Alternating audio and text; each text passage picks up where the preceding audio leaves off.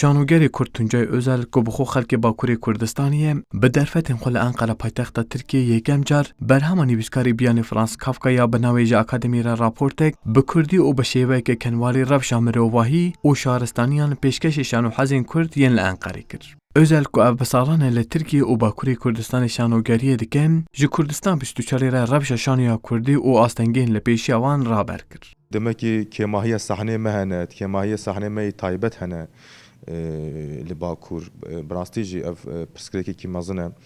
Ji ber ku ji xwe şaredarî rewş diyar e şaredariyê me ku qeyûm hatin serî û sahnê dest davitin ser sahnê me piçek pirsgirêka sahnê em dikişînin em şanogerên Bakur. Helbet pirsgirêkekî mezin aslında ne ji bo tenê şano û ji bo hemû hunera Kurdî pirsgirêkekî mezin ew jî aborî ye. Ji ber rewşa aborî piçek zor dide me. Wek meymunekî azad min biryara Xuda bû. Şanogerê Kurd özel ku bi mehana li ser vê lîstikê amadekarî kirine, sedema bijartina vê berhema nivîskarî biyanî jî wiha raber dike. Qafqa rexneya xwe dike. Rexneya xwe çawa dike? Qafqa kesekî bi eslê xwe Yahudî ye. Lê wek Alman edebiyatî tê hesibandin. Qafqa vî rexneyê li xwe dike. Qafqa xwe dixe ciyê meymunek. Meymunek ku ji hêla neyarê xwe hatibe girtin û îşkence dîtibe û wî bi zorê ferî ziman kiribin û piştre jî ew jî dema bi ser dikeve dev ji meymunê dina berdide. Dev ji eslê xwe berdide. Rexneya ku em jî dikin em jî dibên dema ku Kurdek jî bi ser dikeve, dema hinek hês dikeve destê wî ew jî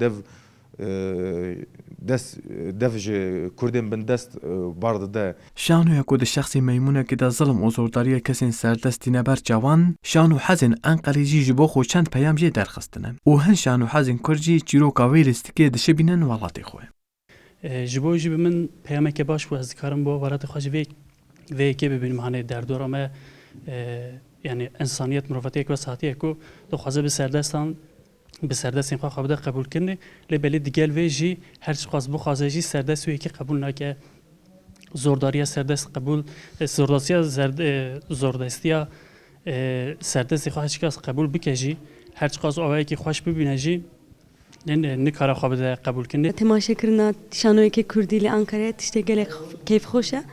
Ez serkeftin dixwazim û berhemekî Frans Kafkayê gelek hêja ye û gelek peyamên girîng têde ye.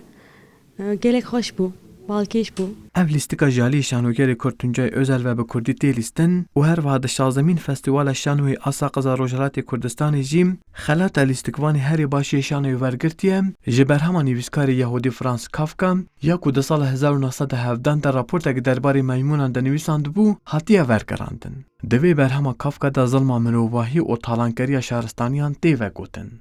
Vural Erişmiş, Kurdistan 24, Enqere.